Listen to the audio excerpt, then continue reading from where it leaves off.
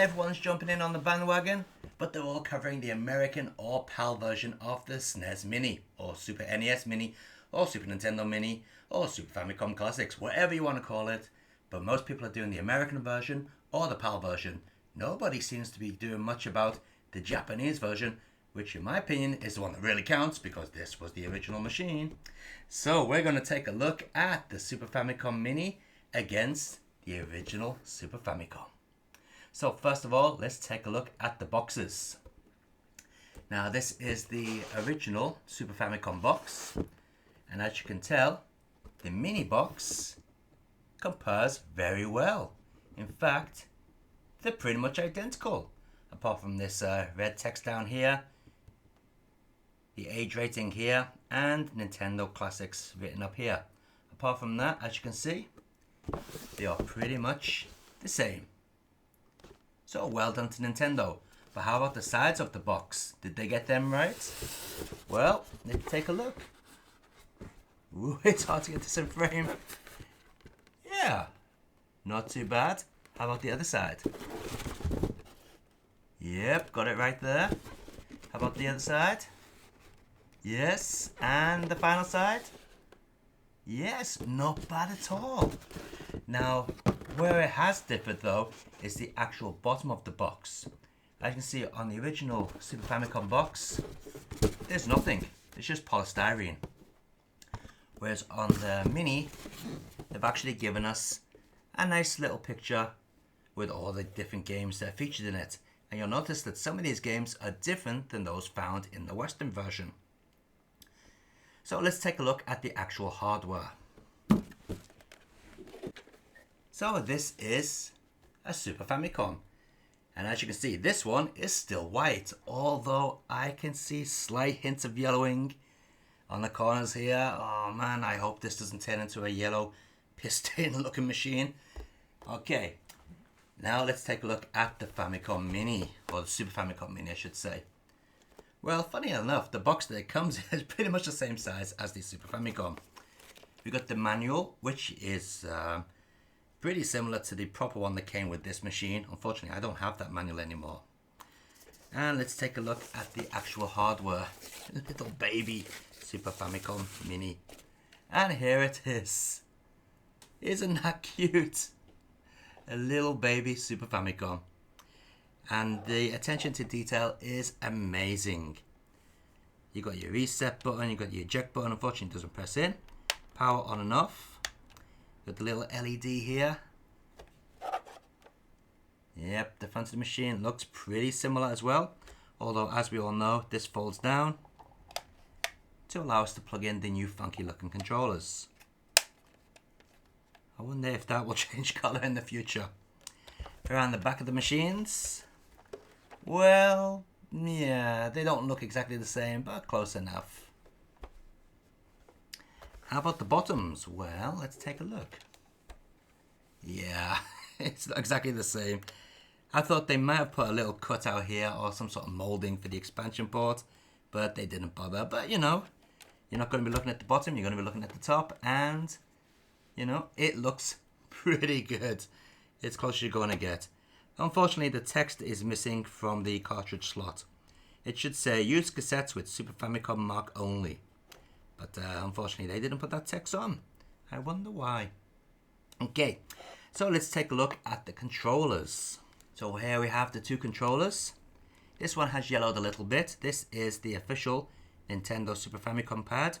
And this is the new Mini Super Famicom pad. And as you can see, they look pretty much identical. The shoulder buttons are also the same. Now on the original one, it's in the West, I believe the LNO was printed on, but on the Japanese one it wasn't. It was just etched into the pad. Same on this, it's just etched in. And the bottom of the controllers, well, they got different markings on them, but pretty much the same. How about feel? Well, I mean, yeah, that feels like a Super Famicom pad. And the original, yeah, it feels exactly the same. No difference, they both feel the same. Okay, so what else do you get in the box of the Super Famicom Mini? Well, we've got the instructions. We get two controllers. There's the other controller here.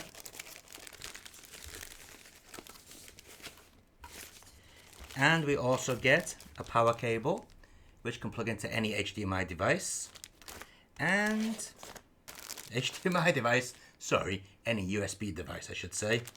And an HDMI cable. Okay. So let's hook this baby up to the capture card and see what's on it. So here we go, taking a look at the Japanese Super Famicom Mini. And as you can see, the menu system is exactly the same as the Western machine, apart from now we got the lovely Japanese box art instead of that horrible Western stuff. Well, at least in my opinion, the Japanese box art's better. You may also notice that some of the games are different. So on the Japanese machine, we got Ganbare Goemon, Panel de Pomme, Super Formation Soccer, which was rubbish when it came out, still rubbish now, Fire Emblem, and Super Street Fighter 2 instead of Street Fighter 2 Turbo, which is kind of interesting.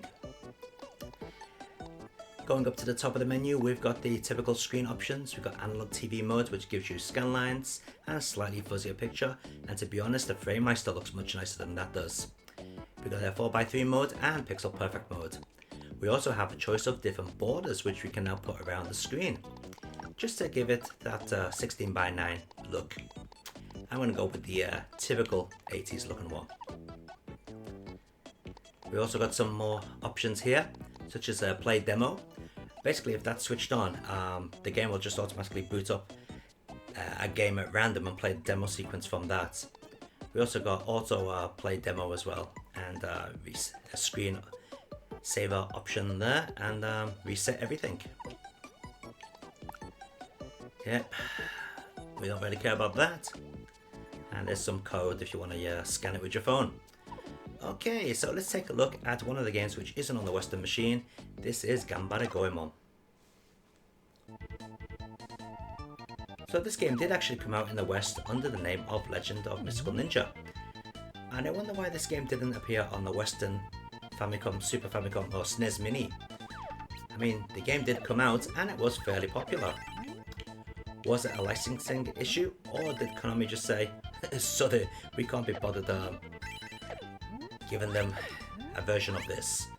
Or maybe there was some sort of issue with the copyright of the English translation. Who knows? But it's very strange the way this didn't come out in the West. And it's a shame as well, because it really is a good game.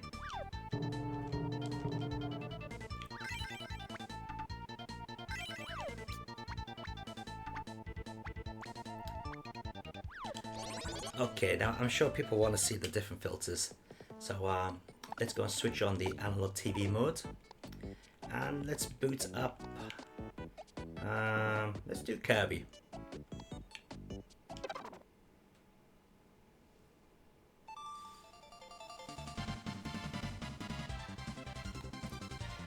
Now a lot of you may be thinking this is absolutely perfect to the original Super Famicom console. Well, in fact, it's not. There are some graphical enhancements on this when you get the Mode 7 effects.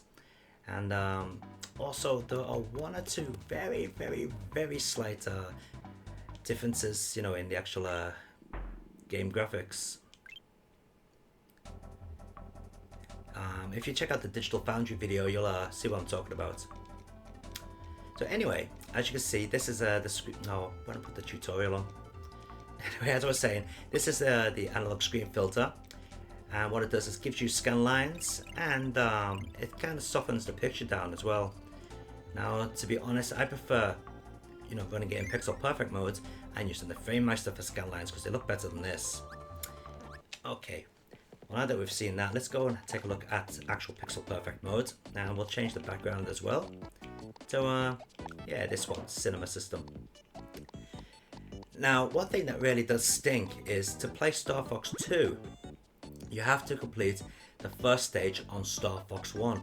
Now, I think that stinks. I mean, why'd you have to complete a stage on another game to open up another game? It should be available from the start. So, yeah, we're not going to take a look at Star Fox 2 because I haven't played Star Fox 1 yet. So let's take a look at Super Street Fighter 2. Now here we can see a problem with the borders used in this game.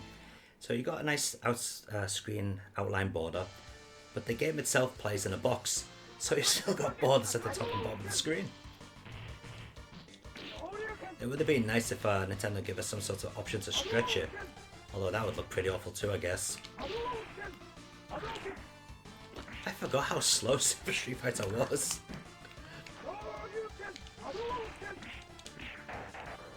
Mind you, it's still playable.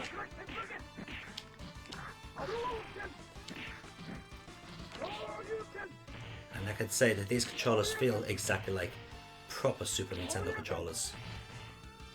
Hold on, I'm getting my ass kicked. Oh, I won. Okay.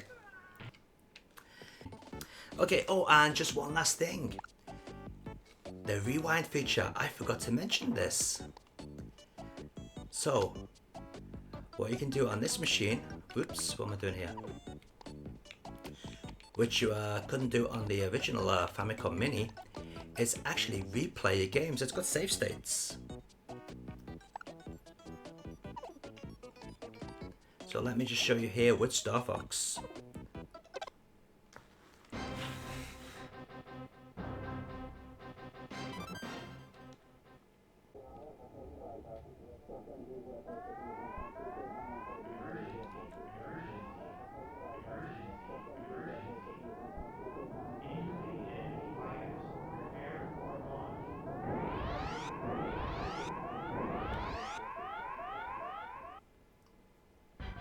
So playing Star Fox as normal, in a box, within a box, surrounded by a board.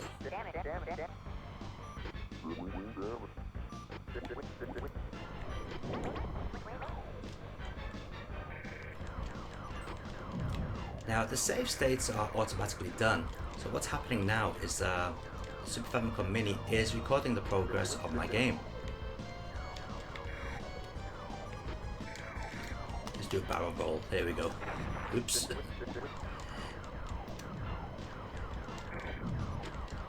Now if we reset the machine, as you can see down in the bottom left hand corner, there's now a screenshot of Star Fox. So we select that, press the Y button, and we can skip to different parts of the level that I was playing. Now unfortunately it's not a real-time skip, it just goes from one part to the other. Which is pretty cool. So if you mess up, you can go back a little bit and fix the game. You see the little counter in the top right hand corner as well. So I think I'll restart from here. So I press pause, or the start button I should say, and I can take over gameplay. So that is a pretty cool, nice little feature.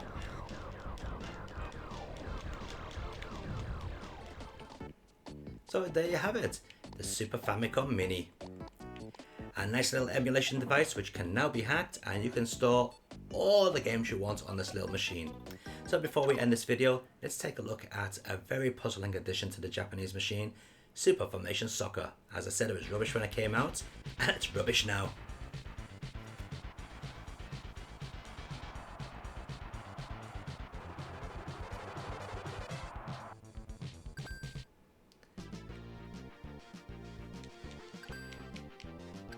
Okay, we'll go Germany versus Belgium. You know what's really sad? There were quite a few Super Famicom Soccer games, and the later ones are much better than this. Yeah, for some reason, this is the one they put on the machine. Doesn't make sense. There you go, throw in straight away.